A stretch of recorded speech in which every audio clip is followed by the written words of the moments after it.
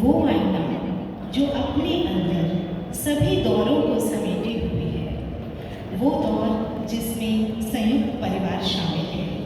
मैं दिखाने जा रहा हूँ आपको उस संयुक्त परिवार की एक झलक, जिसमें इस तरह की छटा बिखर रही है। तो देखा आपने ये संयुक्त परिवार जो मिलजुल कर सब साथ में रहते हैं। इस परिवार में अपने घर को घर नहीं बल्कि मंदिर कहा जाता है। वो परिवार जहाँ सब मिलजुल कर अपनी खुशियाँ बांटते हैं, मिलजुल कर जहाँ पर सब भोजन करते हैं, बड़े के घर के बड़े बुजुर्ग बैठकर भोजन ग्रहण करते हैं और घर की बहू भोजन परोसती हैं। यहाँ पर फिर दिन की जो भी दिनचर्या होती है आपस में एक दूसरे से सब अपने दुख सुख बांटते हैं और आगे के लिए क्या करना चाहिए उनकी ज़िंदगी में जो उतार चढ़ाव है उनको समझते हैं। यहाँ पर सिर्फ इतना ही नहीं होता है, बल्कि इस परिवार के अंदर सभी लोग मिलजुल कर त्यौहार मनाते हैं, सभी खुशियों को साझा किया जाता है, सभी मिलजुल कर रहते हैं, अपनी खुशियों को बांटते हैं। घर में दीपावली के त्यौहार की तैयारियां चल रही हैं। देखते हैं किस तरह की तैयारियां हैं और किस तरह के संस्कार बच्चों में डाले गए हैं। बड़ी बहू, अरे ओ बड़ी बहू, छोटी बहू कहाँ हो तुम? आज दिवाली का त्योहार है। जी माँ जी, इतने काम नहीं करने हैं। जी माँ जी, मैंने रंगोली की रंग लाने के लिए कहाँ काम लिया है? जी माँ जी, देखो ना कितने सुंदर रंग लेकर आए हुए हैं। माँ जी, मैं भी लेके आई हूँ। जी माँ जी, चलिए जल्दी से दोनों रंगोली बनाओ। जी माँ जी, कहाँ है? माँ जी, वो भी दिवाली की तैयारियां कर रहे हैं। गौरव, अरे सौरभ कहाँ हो तुम? जी माँ जी, जी मैंने ये सजाने को दिए हैं, वो मत सजाती है। चलो जल्दी से ठीक है, मैं भी जब तक थोड़ी सी पूजा की तैयारी कर लेती हूँ। सौरभ की माँ, सौरभ की माँ आ गए हैं? हाँ जी, आ गए हैं। बच्चों, घर तो बहुत सुंदर सजाया है तुमने। हाँ देखो बच्चों, कितना सुंदर घर सजा रखा है सारा ये। और देखो बहू ने रंगोली भी कितनी सुंदर बनाई है, बहुत सुंदर लग रहा है।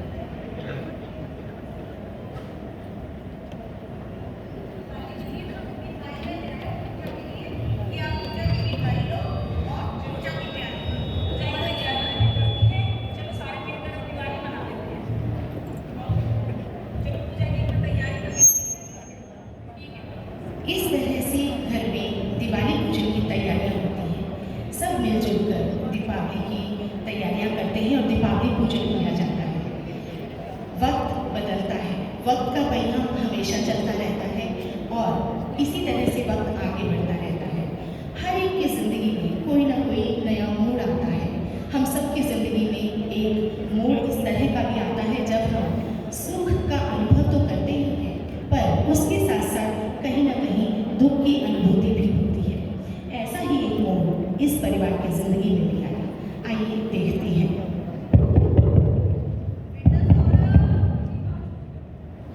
बेटा सौरभ, देखो कौन आया दरवाजे पे। दादी बाबू आए, अंदर ले आओ बेटा। जी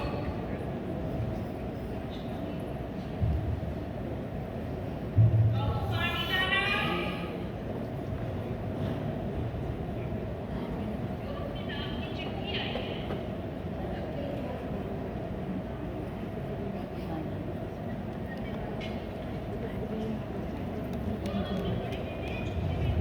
गौरव मेरा छोटा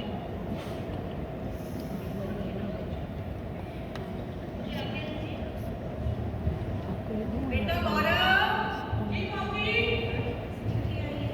बेटा गौरव, तुम्हारी चिट्ठी आई है। चिट्ठी क्या है इसमें? देखता हूँ माँ, कैसी चिट्ठी? मेरी नौकरी लग गई। माँ बाबूजी, मुझे आशीर्वाद दो, मेरी नौकरी लग गई। नौकरी तो बेटा तुम कर रहे हो। माँ, अब मैं बाहर जाऊंगा। हाँ माँ, बाहर। देश में हाँ माँ, विदेश जाऊंगा, खूब पैसे कमाऊंगा।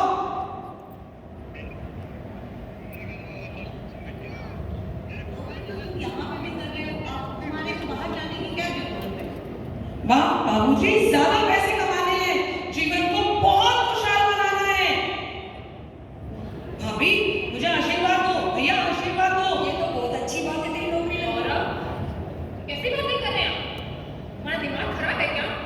इतनी अच्छी तो नौकरी यहाँ पे कर रहे हो, तो फिर विदेश क्यों जाना चाहते हो? भाभी खूब पैसे कमाएंगे, हम सब और खुशहाली से रहेंगे। यहाँ पे हमारे माँ बापू जी हैं, हम कैसे रहेंगे तुम्हारे बिना? बिना कैसे रहना भाभी, आजकल तो मीडिया का जमाना है, इंटरनेट है, हम वीडियो कॉल के थ्रू आपस में जुड़े रहेंगे।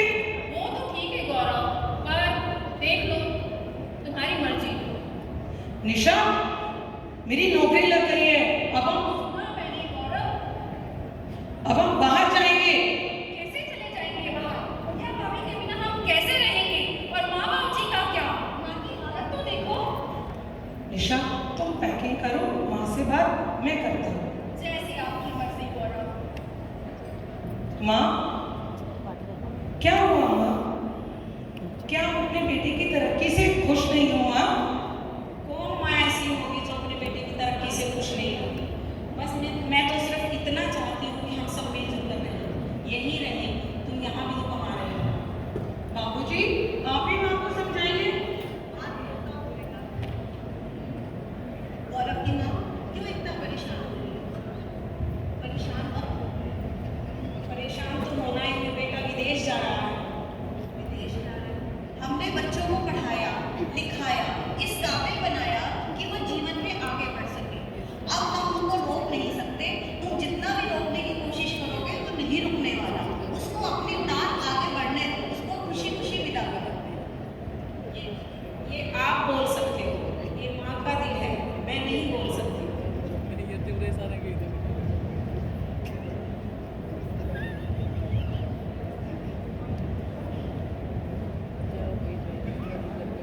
निशा बेटी आप ही समझाओ ना गौरव को, अगर मान जाता है। माँ मैंने तो बहुत समझाने की कोशिश की, पर आपको पता ही है ना गौरव का कितने जिद्दी हैं, कहाँ मानते हैं मेरी। और मैं तो इनके साथ बंधी हूँ, मुझे तो जाना ही होगा। स्वर्ग जैसा कहीं आपको मंजर न मिलेगा, घर छोड़ कर न जाओ, कहीं घर न मिलेगा। स्वर्ग जैसा कहीं आपको मंजर न मिलेगा।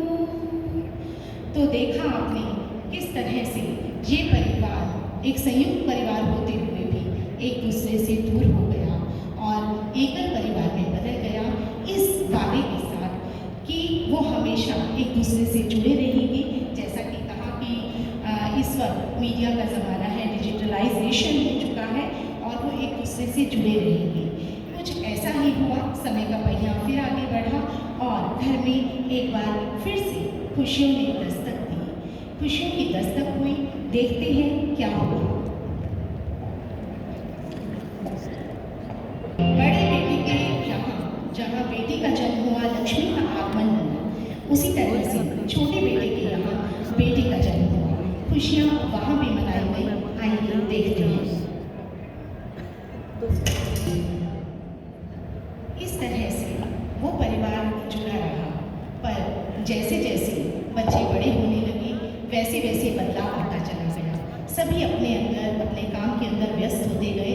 छोटी बेटी जहाँ दादा दादी के साथ, माता पिता के साथ संस्कारों में पल रही थी, उसकी सुबह कुछ इस तरह से होती थी जिसमें सभी के सभी शामिल होते थे। आइए देखते हैं वो बेटी जब सुबह जागती थी तो उठते ही क्या करती थी।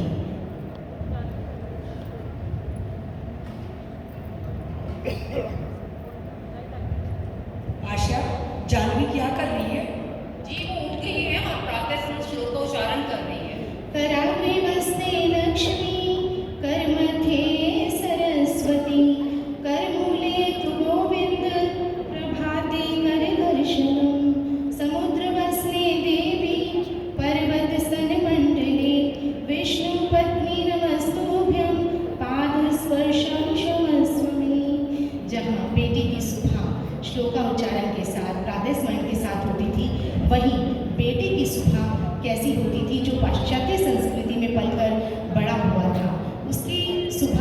कैसे होती थी, आइए देखते हैं।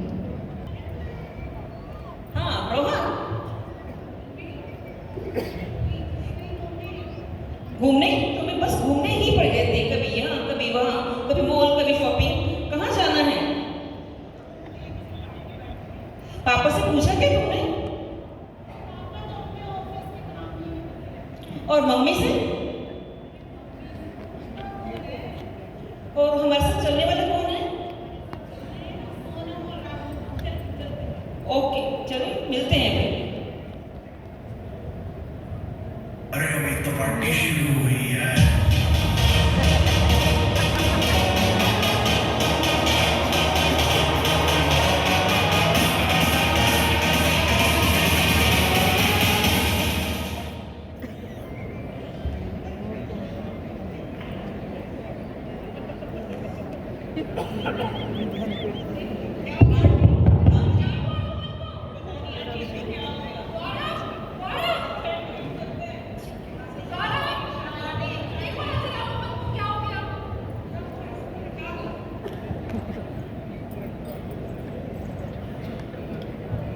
मैं आईना आज टूट जाना चाहता हूँ, बिखर जाना चाहता हूँ एकल परिवार की इस दुर्दशा को देखकर।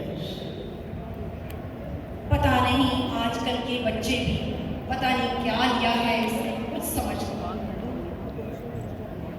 निशा, मुझे लग रहा है तुम्हारे बेटे ने किसी नशीले पदार्थ का सेवन किया है। क्या कह रहे हो पूरब? नशीले पदार्थ का सेवन, वो भी हमारे बेटे रोहन ने?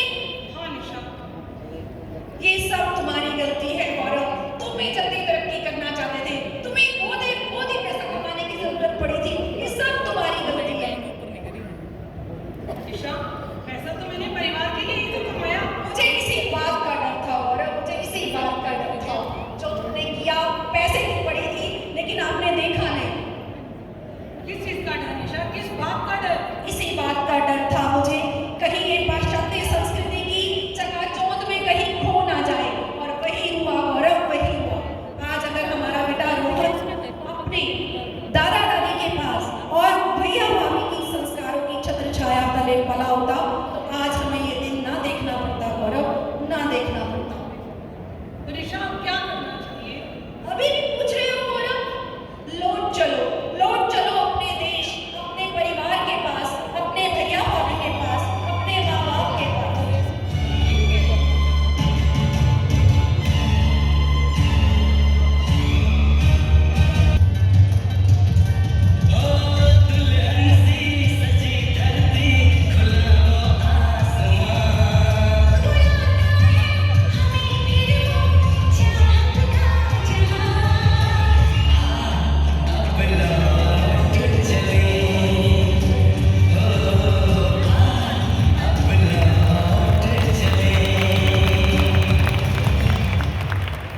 इस तरह से वो परिवार जो एकल परिवार था, फिर से संयुक्त परिवार में मिलने के लिए घर की तरफ बढ़ जाता है।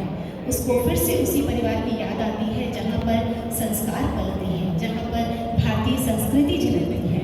लौट चलते हैं अपने देश की कहकर निकल पड़ता है वो अपने घर की तरफ। वहाँ क्या हो रहा है दिखाते हैं।